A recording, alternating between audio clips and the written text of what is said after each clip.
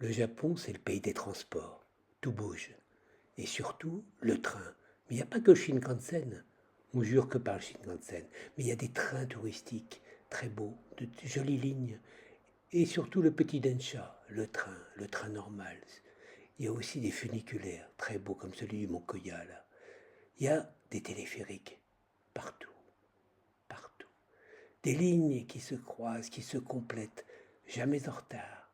Une gare incroyable, une gare immense, Shinjuku, la plus grande gare du Japon. De là, on peut aller dans tout le Japon. On n'est pas aux heures de pointe et pourtant, il y a déjà un monde incroyable. À Shinjuku, j'ai vécu mon premier embouteillage de piétons où je suis, aux heures de pointe, resté bloqué durant plusieurs minutes sans pouvoir avancer.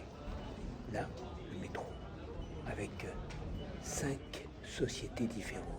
À chaque fois, il faut changer, il faut compléter le péage et pourtant, c'est assez fluide. On a une carte qui permet de faire tout ça, qu'on recharge en argent. Il y a du monde, beaucoup de monde. Parfois, on vous pousse dedans. Mais les Densha arrivent toujours à l'heure et partent toujours à l'heure. Là, le petit Densha va sur Kamakura et il est au ras des maisons. Il traverse les villes imperturbablement. Ah, les gens sont disciplinés, ils le laissent passer. On respecte. Le Densha, le train, c'est une institution au Japon. Depuis l'ère Meiji, c'est probablement ce qui a le plus structuré le Japon.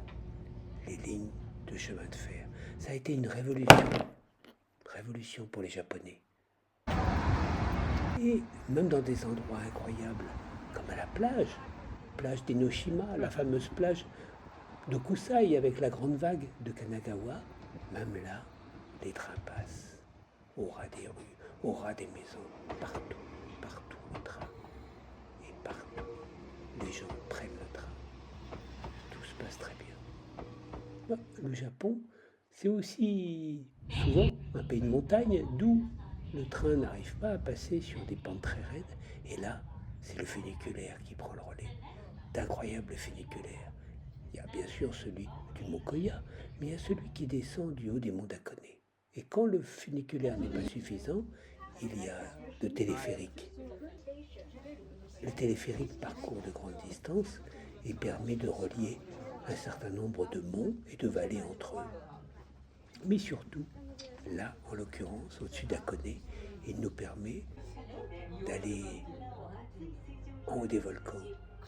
Et surtout, tout en haut, on pourra peut-être, si on a le cœur pur, apercevoir le mont Fuji, hors des nuages. C'est comme un pèlerinage. Et là, on voit sur la droite un cratère de volcan, du soufre qui s'échappe, des mines de soufre. Cette incroyable odeur qui vous prend le nez. Et on va découvrir aussi qu'on peut faire cuire des œufs dans ces mines de soufre. On appelle ça des kuro tamago, les œufs noirs.